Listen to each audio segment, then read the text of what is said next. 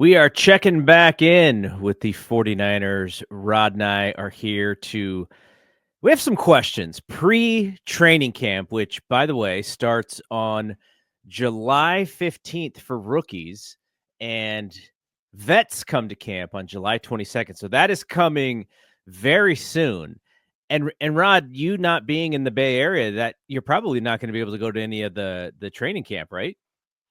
No, it sucks, but yeah, I didn't go last year because by the time I forgot, and by the time I thought about it, our guys, Robert, um, he wasn't able to, it had passed, so I didn't go. So it'll be 2 years in a row that I haven't gone. Yeah. So yeah, So we're just gonna chat about some questions that we have before training camp. They are about the season, not just about camp. There will be some camp stuff about who comes out ahead in certain battles and such. But I'm just I'm trying to figure out what the vibe is of this team because I feel like, at least with the national media seems to be a little bit more bullish on the 49ers season than the local media, but the local fans seem to think that the Niners are going to win the Super Bowl based on what I'm yeah, reading. So it's yeah, so interesting for people to have just different opinions about this team even before going into training camp. So I'm trying to I kind of know what your vibe is. I know what my vibe is. I think we're both a little bit more glass half empty with this kind of stuff than to be like rah rah rah, we're going to the Super Bowl. But so we're gonna check in on that stuff. But before we do, I just want to mention our YouTube channel has been kind of on fire lately because there's not a lot of people covering the Valkyries, and Brian and I are doing some stuff on the Valkyries. So there's lots of new eyeballs on the channel. If you are also a 49ers fan, welcome to the channel. And you'll see Rod and I really start to gear up on the season in August once preseason starts, and then of course throughout the entire season. But also the audio feed as well. We got some new listeners, so welcome aboard. This is our off-season version of We Want Winners, our 49ers podcast. So, Rod, let's kick it off because, I think most of my questions here are about defense. But the one question I have about offense, let's start with this, which is who gets the most targets during the season before Brandon Aiyuk is ready to play? And I was thinking about the one season where Jimmy and George were just in sync, and George was having a wide receiver one kind of season. And last year he bounced back to a tremendous season as well. And then I also started to think about Christian McCaffrey. Word out of the mini camp was that McCaffrey looked great. Maybe not the same as he was in 2023, where he was so good in mini camp, where everyone was predicting that he was just going to have a gigantic season, which he did. And I'm looking at both of those guys and thinking, like, those are probably our best bets. Probably Kittle more so than McCaffrey, just because targets out of the backfield just seem to be a little bit less. But then I started to look at the wide receiver room, and Juwan Jennings is probably your best bet, though you do have Pretty Ricky, who we hope has a solid sophomore season. They have some other receivers, though I believe Demarcus Robinson is going to miss the beginning of the season. We there's a Jordan Watkins rookie who's kind of getting written up a little bit. So where do you sit with this as far as who you expect to get the most targets before Brandon Aiyuk is ready to return, which we believe is probably going to be post second half of the season? that is so crazy that you landed on the exact spot where I landed. Is I just think that George is the most explosive playmaker in the receiving aspect of things, not including Christian in this. So I think I was thinking exactly that 2019 all over again, and George is the most targeted player, especially if Luke Farrell can take over babysitting duties over there with McKivitz on the right side, which is really, if we talk about what has been the most impactful thing um, in terms of George and his production as a receiver, it's been just him having to stay in and block so much. That has really curtailed over the past, I would say, 3 years, has really curtailed the number of routes he's run, just as a pass blocker. So if Farrell can do anything to take some of that off his plate, I think George would be my guy. I just think, just overall, I think he lines up even once Ayuk gets back to having kind of a monster season again because he was really really good last year when he wasn't injured, of course. I'm with you, but I kind of wonder, like, if I'm thinking, if I'm a team playing the 49ers early in the season, I'm circling Kittle as well. So it's not like this is going to be by surprise, right? They're not going to sneak up on teams because I think people are circling Kittle as well. And what you said about Farrell is what I was thinking about too, which is if Farrell can come in and maybe George gets split out and he's they're not really running a two tight end set, though they may disguise it that way, and you get Hmm. George out in the open a little bit more, and Farrell can help with the blocking. That will definitely help them, especially early on.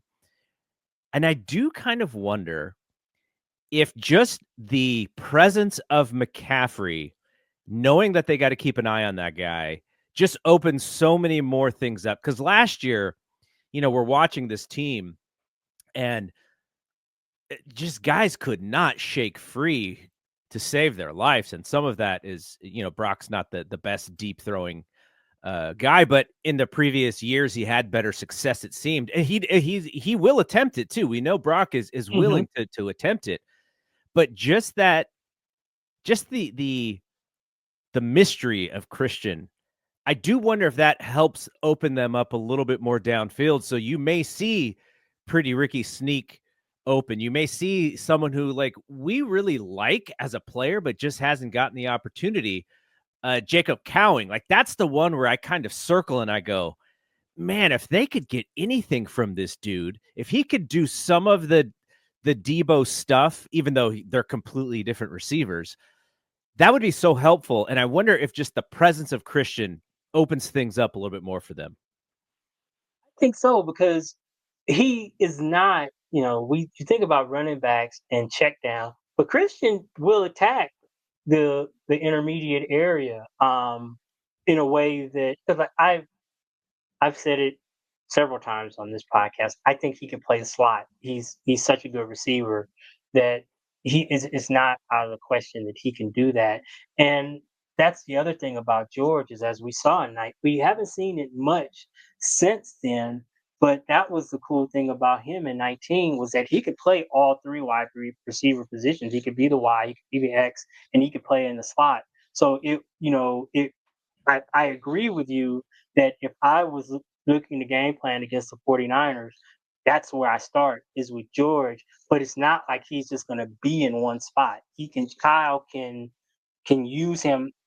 We've seen how Kyle does it. He could line him up in the backfield, kind of like the Chiefs use Kelsey in that Mm-hmm. he is there's no one place that he's gonna be. So even if you're trying to target him, it ends up being like a chess match because Reed, you're trying to key on him, and Reed is trying to move him around the formation so you can't get a beat on him. So it's like cat and mouse. And then what I like about thinking about George as the wide receiver one in air quotes is that it sort of puts everybody in their proper place because I think especially we saw second half of the season.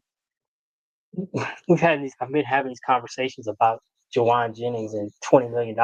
It's just crazy. What are we doing? He is not a wide receiver one, and we saw that the second half of the season. We saw that was great. You know, BA gets hurt. He has the 175 against the Rams, and then after that, he had a couple good games, but he had a bunch of duds too. He's not a wide receiver one. And if you can use George in that role, then it puts him at a wide receiver too, which is more comfortable probably. Mhm. And then you get Purcell in the slot.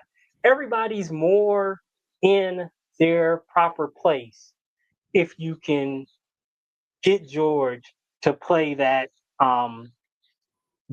X role. So that's what I'm looking forward to.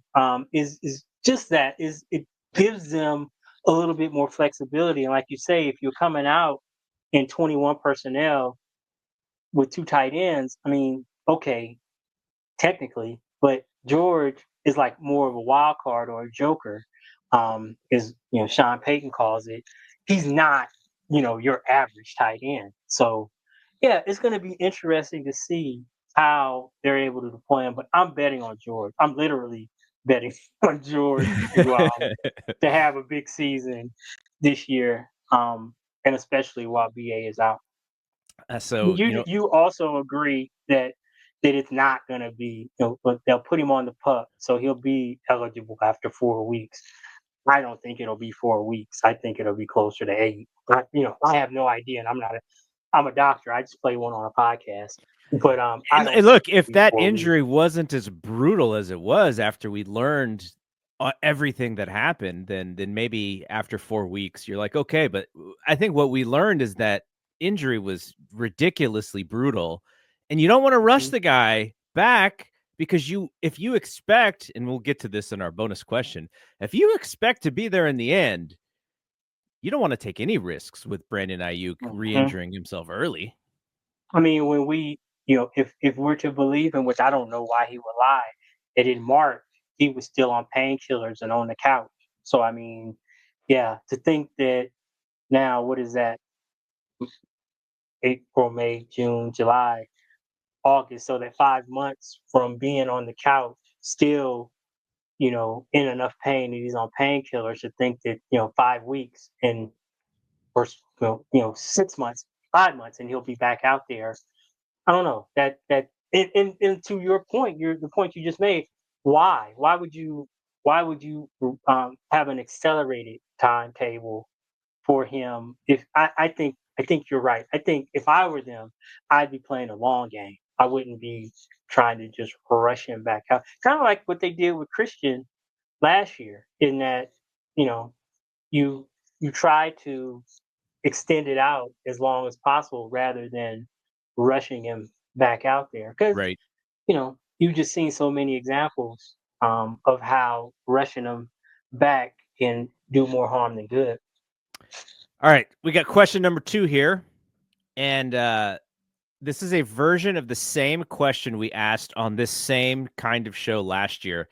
I think last year Mhm. the question I asked is, who is going to be number 2 in sacks behind Bosa? And it turned out it was Leonard Floyd. So I'm asking a slightly different question, and this is I will also give my answer immediately, because the question is, will the 49ers get double-digit sacks from someone other than Nick Bosa?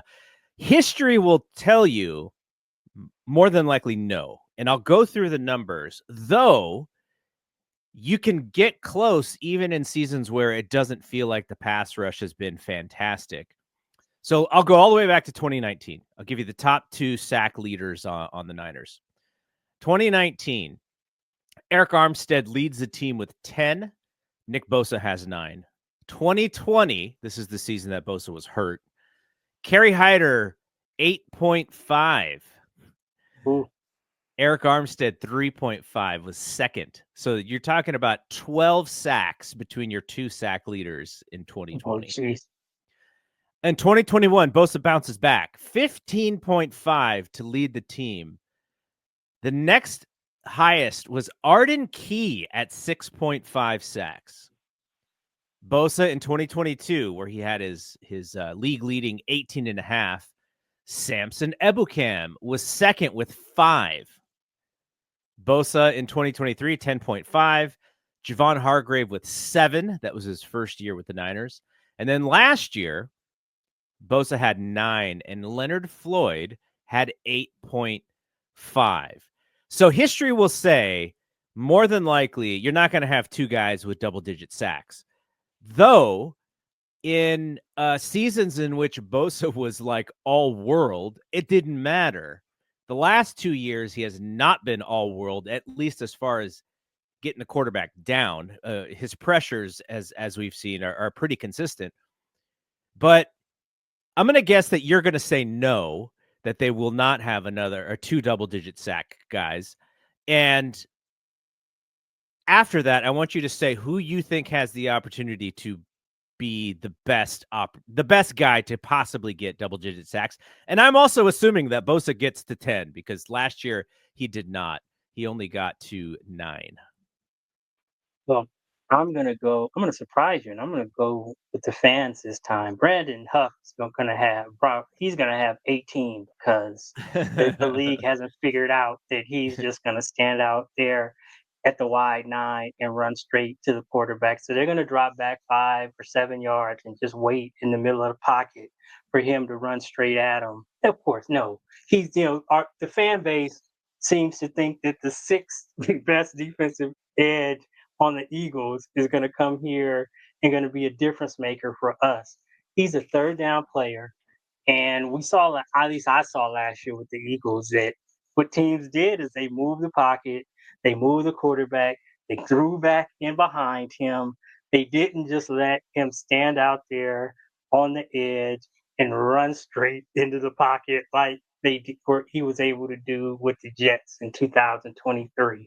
So no, I don't think so. I think that Williams he projects more as an edge setter in the run game.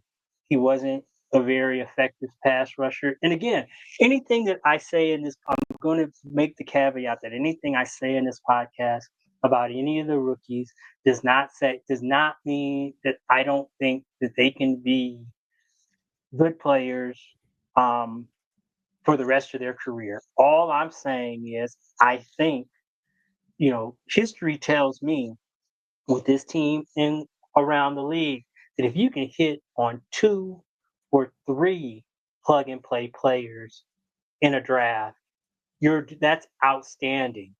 We've got conservatively 9, or we can make the case we have 9 or 10 positions that we're trying to shore up with this draft class and free agent class. I just don't think all of them are going to hit. That doesn't mean that I'm pessimistic on Williams developing into a pass rusher. I just don't think that year one out the gate that he's going to be a double-digit pass rusher when he only got 4 in college. So that's where I'm at with it. No, I don't think so. Right? But it's not to say that I don't think that they can cobble together an effective pass rush. But I think you hit on that.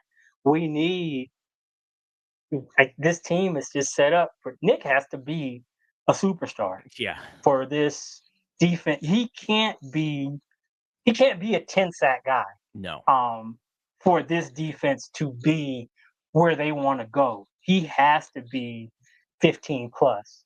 And that it makes it tough if nobody else is producing and they can just triple team him.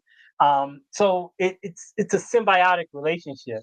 If it's Nick and the depth pieces, it's hard for him to do the things he needs to do. And if he's being triple teamed, if none of the depth pieces are able to step up and make teams pay, they're just going to continue to send a back and a tight end at him. So yeah, somebody has to step up. And unfortunately, I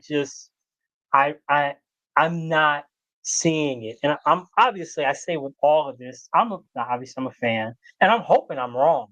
But I also kind of we both are realists, and I think that it's asking a lot for any of these young guys to come in here and be double digit sack guys as rookies. After the most ridiculous thing I've heard in the time since we last got together is this Alden 2.0 nonsense with Williams.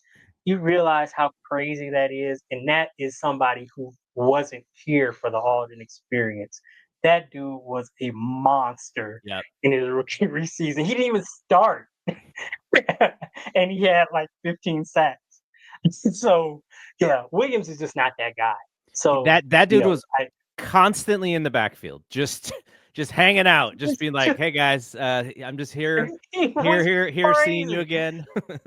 It was like 15 sacks and 27 quarterback hits. Just nonsense on like 500 reps. Just crazy. Just crazy productive. And it stood to reason because he was also super disruptive at Missouri. And the only reason we got him at 11 was behavior, at which we saw why we ended up getting him at 11 because it all our, your worst fears Yeah. were realized with him. He just couldn't keep it together off the field. But I mean, he did not make it because it wasn't his talent.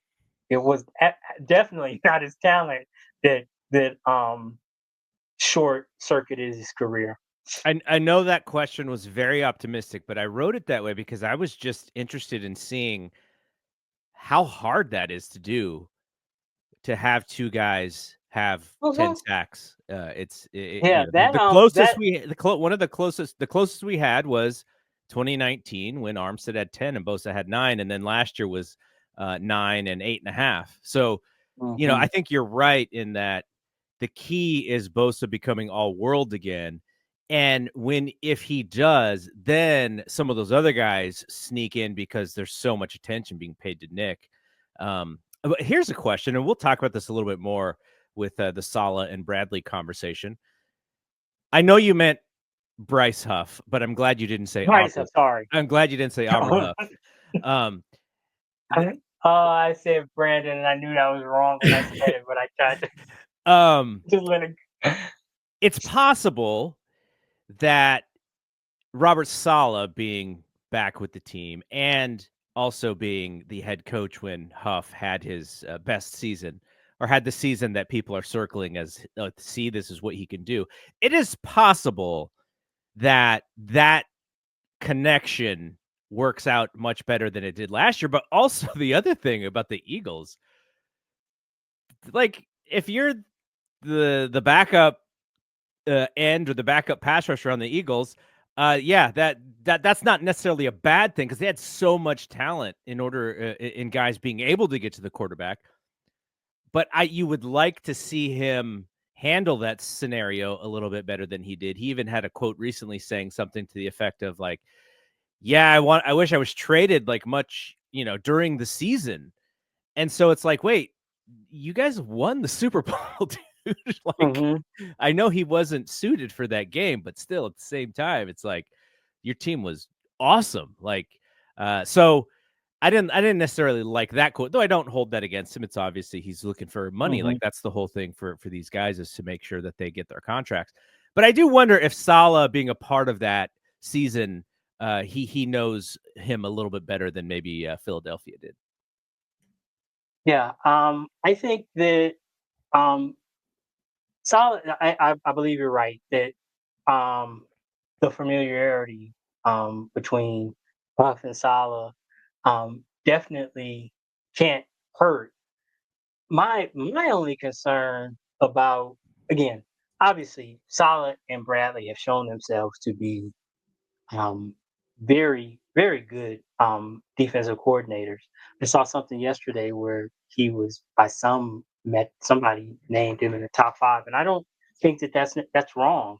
Um, the challenge is like obviously he was the head coach last year with the Jets, but it's his defense, and ultimately he's responsible. They gave up um, 224 points last year, and 204 points. And the Colts, who Bradley was in charge of, gave up 424 points. So, point being, it doesn't, the scheme only takes you so far. You have to have the players, and the Jets, while they were a talented team, had a lot of injuries, and the Colts just weren't a very good team. So again, that's where I think we have to start there with the Saleh Bradley combination is how talented is this roster? Right. I think this is, you know, it's going to be one of the least talented teams that Saleh has coached since, those early 49er teams. So I don't think that if we aren't the 18 point a game team that the fans think we are, that it's not. Well, I mean, if we are a 25 point a game unit, it won't be Salah's fault. It'll be Kyle's fault because everything's Kyle's fault. But it's I don't think that it's necessarily um, an indictment of him and Bradley. It's just I just think we're at a place where we need to get better. And I think fans really, you hear in the conversation, both the fans and the national media, the talk of like all off season, well, get Jalen Ramsey or Asante Samuel or, player X. I think it's lost on the fact that this team is no longer a player away from a Super Bowl. I think that we are at a place where I'm not, could Jalen Ramsey help this team? Of course he could. But I think that we're at a place where we need to let Luter and Green and um, Stout. I think the young guys need to get reps and bringing those vets in. If you're trading assets, which I think is dumb because we need as much an infusion of youth. We don't need to be. We're not at a place anymore where we need to be trading away draft assets. I think that bringing a veteran in stunts the growth of these young guys. Because I just don't think we're a player away anymore, Hmm. and I think that's the reality. And I think the team knows that that's the reality because they haven't made any of those moves that they've normally made to bring in a veteran. These young guys, you play them, and that means you're going to take your lumps because they're not going to come in and rarely do they come in and you get a player like Fred Warner who comes in and who is one of your best defenders from week one. That's the exception to the rule. Guys take their lumps. Pooney was a bright spot last year. That's just not how it happens. They do this. They're up and down, and that's okay because hopefully they will, 2 or 3 years down the road, they will be players who are, foundational pieces. And that goes all up and down the roster for starters and depth pieces. I'd much rather have a rookie be a depth piece for Hmm. 4 years than what we've been doing the last 2 or 3 years is bring in you know, um, veteran minimum guys out of the scratch and dent pile, kind of trying to fill the hole, the Malik Collinses of the world and the Leonard Floyds of the world. I would just assume let um, you know, Williams play 700 snaps. Let Hmm. West play 500 snaps and just let them play. Let them make mistakes. Let them, grow and develop. And so that, next year and the year after, I'm hoping that, they did that with Green last year in the secondary. It wasn't even 300 snaps, but he looked good. Now, do I think that you're going to be able to project his numbers out, that the numbers he had at 275 snaps over 800 snaps? I think that's foolish to think that that's going to happen. And he's going to play at that level at a higher number of snaps. I just don't think that's going to happen. But he was promising, and I think that he needs to get those 800 snaps and have the um, setbacks and bump his head and stub his toe or whatever analogy you want to use to grow into a better player. I think that's where we're at. And I know that for a team that was in the Super Bowl 2 years ago, that's and with high priced guys like Kittle and Warner and McCaffrey and The list goes on. BA and Williams. It's hard to accept that, but I think we are. I don't think we're as close to 2023 as fans would like to believe. Or like you and the national media. I saw Rich Mm-hmm. Eisen talking about. I don't. And I have long since known that national media are not reliable narrators on individual teams. How No. can they be? How can you be experts on 32 teams? You don't it's I'm confident when I say I know more about the 49ers than Rich Eisen. I follow the team every day. There's no way he could follow this team as closely as I do with all of his other responsibilities. So you have to take that with a grain of salt when you hear Theo Yates and Mel Kiper talking about, you know, the 49ers. It's just they can't have that kind of perspective, a deep dive perspective on all 32 teams. It's Yeah. impossible. Totally. And then fans are fans. Fans see things through fan goggles. And Yeah, glass half full. That's how you should feel about your team before the season starts.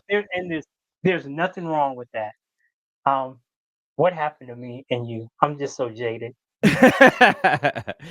All right, here's one that kind of talks a little bit about the young player thing that you were just talking about. So rookie Nick Martin or D Winters at the will linebacker, that is going to be a big training camp discussion. Who's going to be able to help Fred Warner close off the middle of the field? Who's going to be able to be in that spot so that the Niners defense can be a little faster? I think this is I'm trying to think of what is the bigger discussion when it comes to position battles during the training camp. This has got to be up there if it's not the most important one. It's interesting. Because D Winters was good in coverage. His challenge was in the run game, and he's just small. And the knock on him was that he would just get washed out of the play because he just wasn't physical and aggressive. And when you can't compare him to Dre Greenlaw. He's the prototype of the player that you have sitting next to Fred Warner. He's physicality and aggressiveness on 12. And you're just not going to replace that. I don't, with either um, Winters or Martin.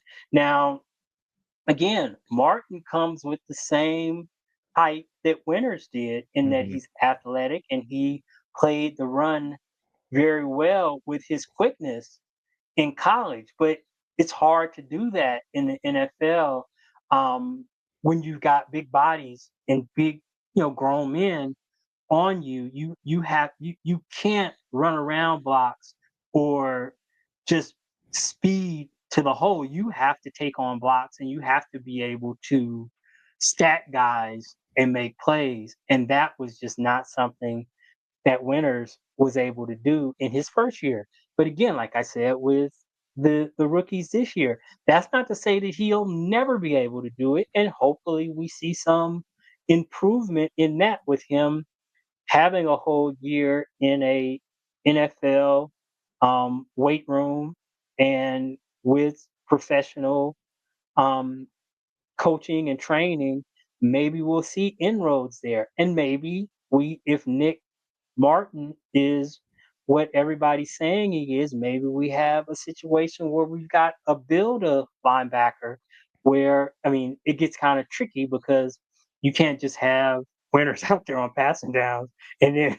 bring Martin in on rundowns. I mean, that those kind of tails just simply don't work in the NFL. But Right. um, maybe Martin is able to be more aggressive and more physical than Winters was as a rookie, and maybe Winters is able to show that he has gotten stronger, and it is truly a camp competition, which would be great. And if it is truly a competition, then that's a great thing because in the third position is that means that the third position is also pretty well solidified because that is also an open question is who is when they decide to go three linebackers, who is that third guy? All right. Who starts at safety? And I'm going to read from what Matt Yes. Barrows recently wrote. Off-season injuries seem to bite into one position group especially fiercely, and this spring, the 49ers safeties were hit the hardest. Jair Brown was recovering from ankle surgery. Malik Mustafa and George Odom had knee issues, and rookie Marcus Siegel was out with a sports hernia. That left a pair of newcomers, Richie Grant and Jason Pinnock, playing with the first-team defense. Neither has distinguished himself since entering the NFL in 2021. Though one or both could start in week 1. That's because the 49ers, the only 49ers safety who truly stood out last year, Mustafa, likely still will be recovering from an ACL injury at the start of the season. Pinnock is someone to watch. He may have an edge for a week 1 starting role, given that he spent 2 off seasons under Robert Saleh when they were both with the Jets. So you had mentioned to me in our text, the defensive back room. This, like, going into this season, and maybe they feel like they could patchwork it together before their starting safeties are ready, but that is a bad. It's not how you want to go into the season. And the two safeties that you're relying on are also young guys, so it's not like these guys are in the primes of their career. It's not like when they come back, it's like, okay, we're putting all pros back in there. That is a concern, I would imagine, for Kyle Shanahan. Yeah, and Mustafa he is very aggressive, but he's kind of small for a safety, is what my observation was. And there were times where he was in position and just, classically, he got ran over by Pat Mahomes. I Pat mean, Mahomes did the too you little sign on him, I think. you just, I mean, so like you say, I think both him and Brown are definitely promising for sure. But you just mentioned that. I mean, neither one of them are, challenging for Pro Bowl spots. And then it's kind of the same situation as Bryce Huff. Pennick was horrible last year with the Falcons because I looked at his PFF numbers and I was like, wait a minute, he can't be that bad. Yeah, it was worse. He was not good. And Grant wasn't very good with the Giants either. And again, you could be scheme fit. That they just though the scheme wasn't what they weren't, whatever. And maybe the 49ers, handpick them because they think that they are better fits. But again, we've been playing that game, for the past 2 years. Malik Collins was going to be, this was going to be it. This was going 10 years in, you know, I know he's been a journeyman, all 9 years, but this 10th year though, this is going to be the one where he's with Corrick and the Niners, and this is now his time. I just think at a certain point, these dudes are who they are, and to think that they're going to be anything other than that is, definitely glass half full.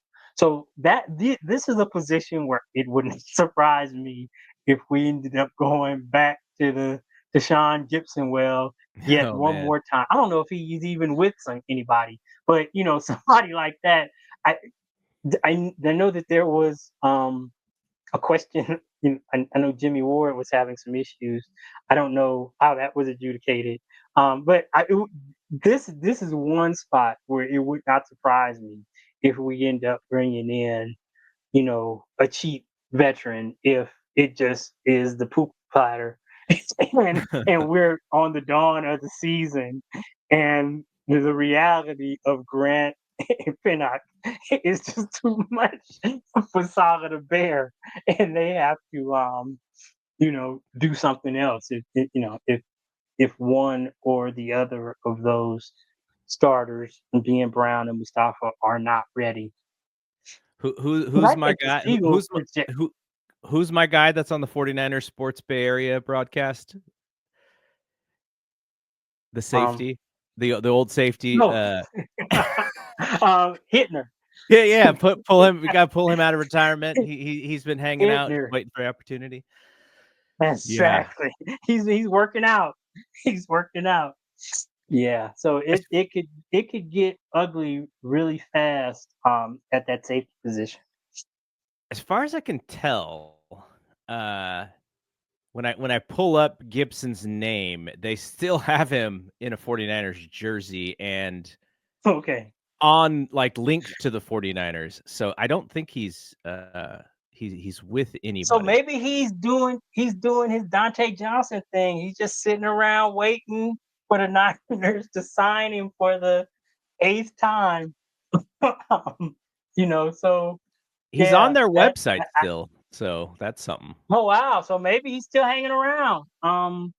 Waiting because I understand that that's the situation with Drake Jackson is that he wasn't healthy enough, but if he gets healthy, the Niners, that's what Lynch said at least. I don't know if that's just him being diplomatic, is that he wouldn't mind having him back.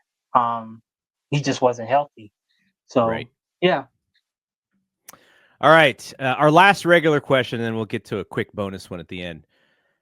Will Robert Saleh and Gus Bradley turn this defense around? Now, this is also about if they have the pieces, but Mhm. sort of like how I'm kind of wondering if Kyle is just like licking his chops to just we explain the scenario not having a true wide receiver one and moving George around, using Christian, figuring out something for Cowing. I wonder if Kyle's just the offensive football mind of Kyle is like, okay, I know I can figure this out. And we're going to we're going to do better than people think.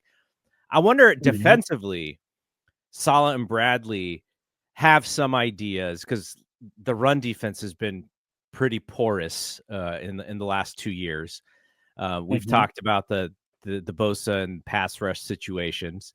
And then now we've got this secondary issue in the safety spots with just unproven players. Like, how much of it is Saleh and Bradley together with just putting their heads together and figuring things out? Like, how much can coaches actually improve stuff like this, even if the player personnel is a little bit lacking? Think that there is, depending on, I'm about to go to the top of the food chain. Belichick was always able to take, you know, guys and put together a solid defense, even when they were bad in his last two seasons as head coach with the Patriots. The defense was good. With Christian Gonzalez, Matthew Judon, and a bunch of dudes. I mean, literally just a bunch of dudes. So he was able to scheme up. Um, I in secondhand knowledge, week to week, the game plans were completely different, and he was able to make that work. So I don't think it's crazy for them to be better than Nick Sorensen and my guy was. I already got his name. Brandon. Brandon Staley. I think that that's a win. Gus Bradley and Saleh are greater than Nick Sorensen and Brandon Staley. To what end? I don't know that you can take the 29 defense in scoring um, and make them a 17 point a game unit. I don't, I, you know, but I think they could probably make them more competent.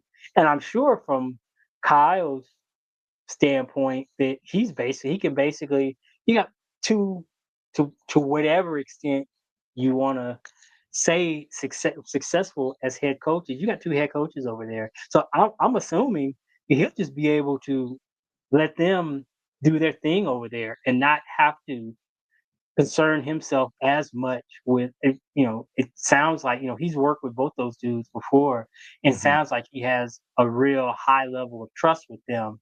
Um, so he can focus on the offense, and they can basically, you know, do their thing over there. So I think it will be better, and that they will. I trust that they'll be able. If anybody's going to get more out of this collection of pieces, I would think they would be able to. I just don't know where that leaves us. I mean, I'm Right. sure it'll be better than 29th. If we can stay healthy, obviously that is, it goes without saying with everything. Health, everybody has to. Everybody. Everybody's not going to be healthy because that's just not how it works. you know, we can't have any major injuries. Um, But if we can keep the the core players, if Lenore is healthy, if Warner's healthy, if um Nick is healthy, um, and we can get anything out of these rookies, I would imagine if we could be middle of the road, I would think that would be a win. I would think Kyle would feel good Hmm. about our chances with his offense if we were 15, 16, 17 in points allowed. If and that's asking a lot to go from 29th to low high teens. Is that's no small feat. And if they were able to do that, um, one or both of these dudes, that's the other thing is, if I can't imagine, I know I'd have to imagine since how hard he went after coaching jobs this cycle, that Saleh doesn't see himself as Spags. I Right. don't think he sees himself as a career defensive coordinator. So if they're able to turn this thing around quick, I would imagine that he'd be kind of trying to go pretty hard after um, another head coaching gig, which may be why Gus Bradley is here. I don't know. I Right. have Right. no insight on that, but it would stand to reason.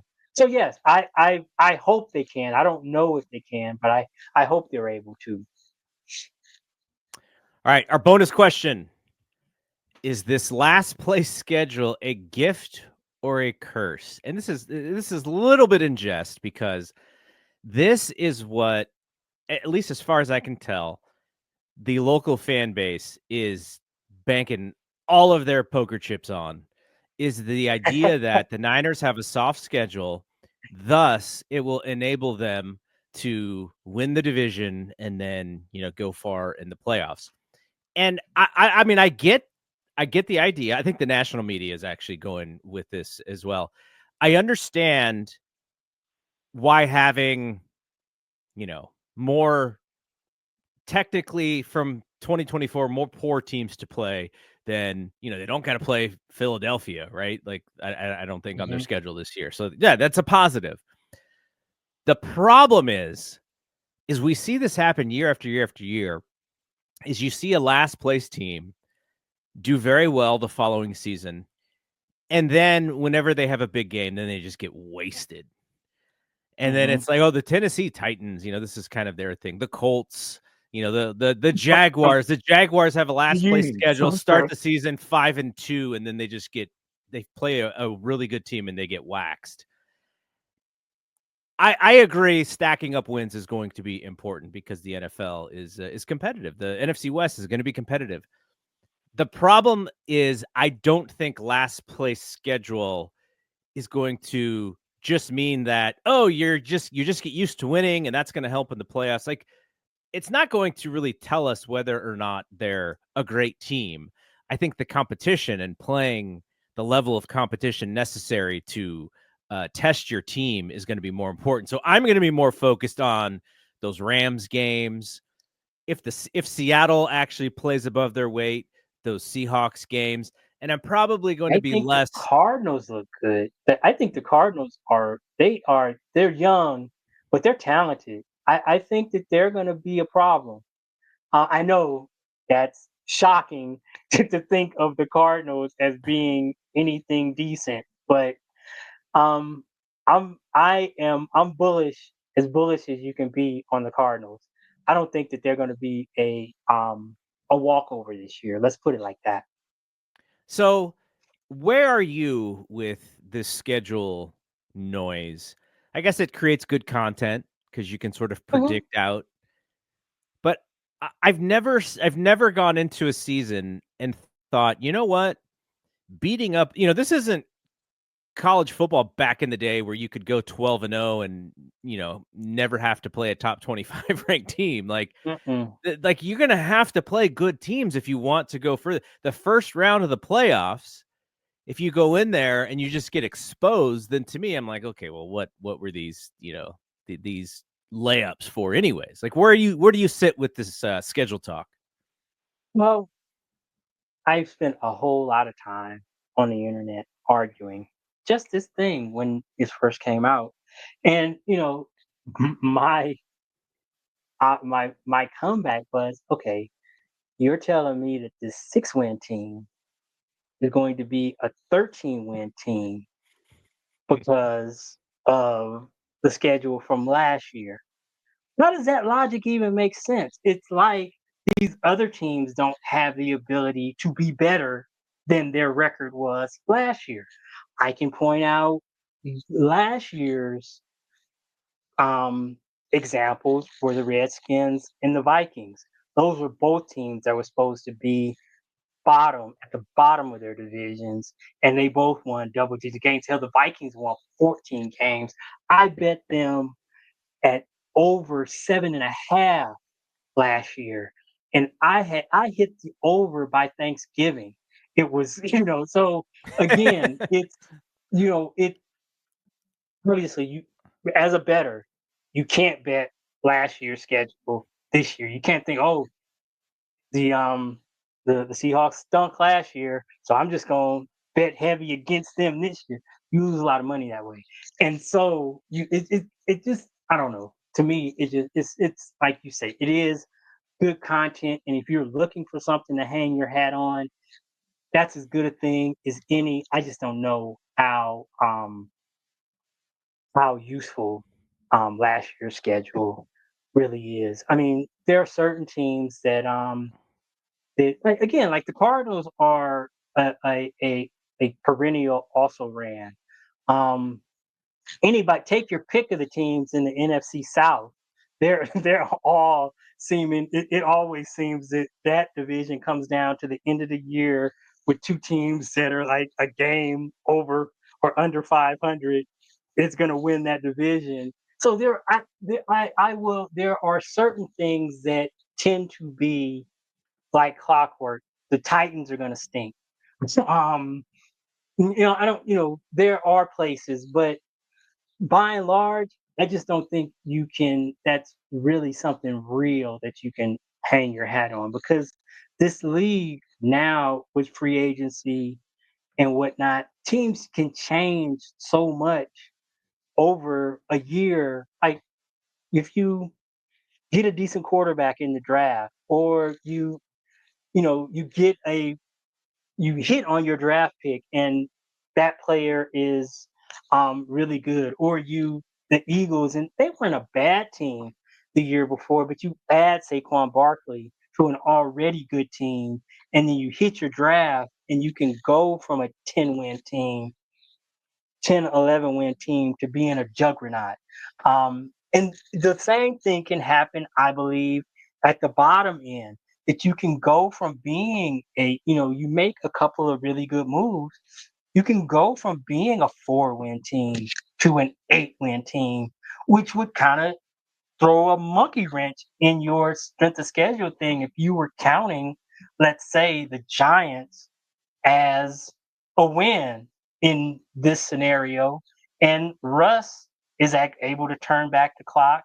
They shore up the offensive line, and their defense continues to be good. Then all of a sudden, they aren't the gimme that you thought they were going to be. So again, I just don't think that Mhm. I don't put much stock in it. It's like you say. I think you hit it right on the head. In February, it's a great um, it's something great It's a great conversation starter and content Yep. driver. All right. That is it. Rod and I will check back in probably around the news coming out of training camp. Training camp is it is a long process until the opening of preseason, but we will check back in around that time and catch all the things up on 49ers.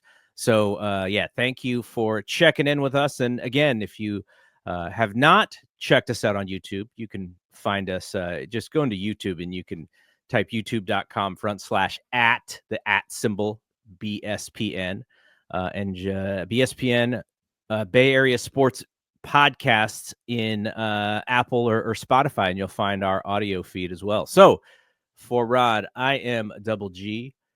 We will see you when we see you. Peace out.